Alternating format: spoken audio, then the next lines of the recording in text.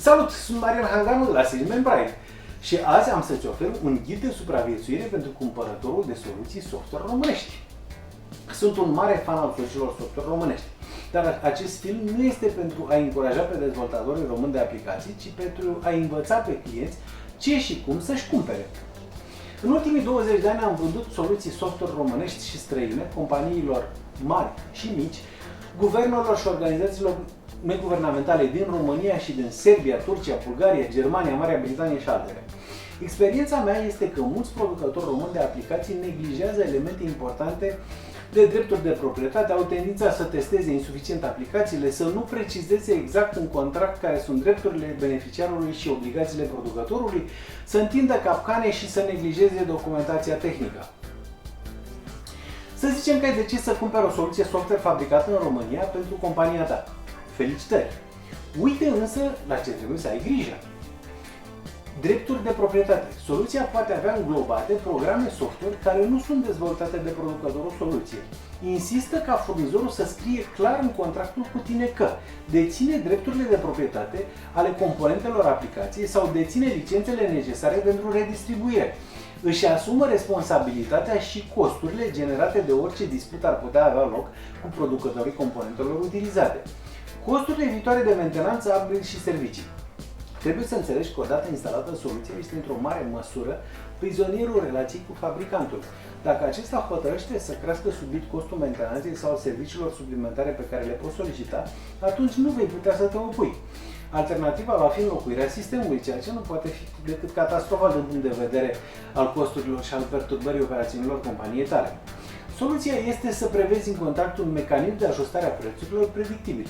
Deci mentenanța de inflație și manovra de variația salariului în IT.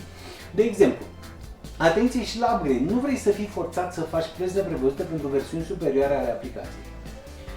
Reputația. Nu cumpăra niciodată o aplicație scumpă și vitală pentru compania ta înainte să verifici reputația furnizorului. Uită-te cine sunt clienții companiei și dă câteva telefoane, vorbește cu cei implicați în administrarea sistemului și în relația cu producătorul. Fă o verificare și online cu privire la cauze pe rolul tribunalelor între fabricanți și clienți. Un fabricant care are deschise multe procese cu clienții trebuie investigat mai atent. Calitatea documentației și a help-ului. Cereți în etapa de demo să vedeți help-ul contextual. Comparați help-ul cu ceea ce vedeți pe ecran pentru a verifica dacă acesta este ținut la zi.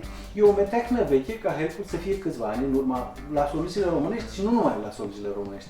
Cereți manualul de utilizare și comparați-l cu aplicația ca să nu aveți surprize ulterior.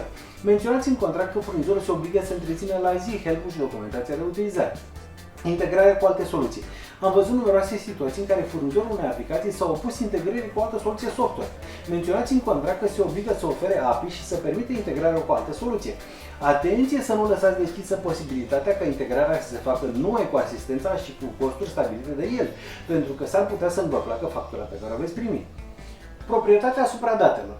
Chiar dacă aplicația este doar licențiată, datele sunt proprietatea voastră. Trebuie să scrie clar în contract că datele vă aparțin și că programul are capacitatea de a le salva într-un format care să poată apoi fi citit și cu o altă aplicație. Altfel riscați că atunci când schimbați aplicația, producătorul să vă ceară bani pentru exportul de date necesar pentru preluarea de nouă aplicație. Obligația informării asupra ciclului de viață al aplicației. Când cumpărați o aplicație Enterprise, aveți nevoie să o exploatați pentru un număr de ani suficient, în așa fel încât să vă recuperați investiția. Furnizorul trebuie să vă anunțe ce planuri are cu aplicația și să-și asume obligația de a o păstra, actualiza și întreține pentru un număr rezonabil de ani. Bug-uri și calitatea aplicației. SLA-ul, Service Level Agreement, trebuie să conțină timp de intervenție clar în funcție de severitatea defectelor și un mecanism agreat de măsurare a timpului. Responsabilitatea pentru funcționarea aplicației. Furnizorul trebuie să-și asume prin contract responsabilitatea pentru un grad înalt de disponibilitate al aplicației și responsabilitatea financiară dacă vi se produc prejudicii din cauza nefuncționării aplicației, din cauze imputabile producătorului. Securitatea datelor și responsabilitatea producătorului față de acestea. Este o secțiune importantă. Datele voastre conțin date personale ale angajaților, clienților și furnizorilor. O parte dintre ei sunt confidențiale sub aspect comercial. Asigurați-vă că furnizorul are politicile de securitate adecvate și că veți fi în siguranță. Acestea fiind spuse, dacă vă luați precauțiile de mai sus, ar trebui să fiți în siguranță și să vă bucurați de o relație fructuoasă cu furnizorul ales. Dacă ați ajuns până aici, înseamnă că sunteți interesați cu adevărat să cumpărați o soluție software românească. Un motiv în plus să te abonezi la canalul Salesman Pride folosind butonul subscribe. Dă click și pe clopoțelul de lângă butonul subscribe pentru a fi notificat de fiecare dată când adaug un film nou.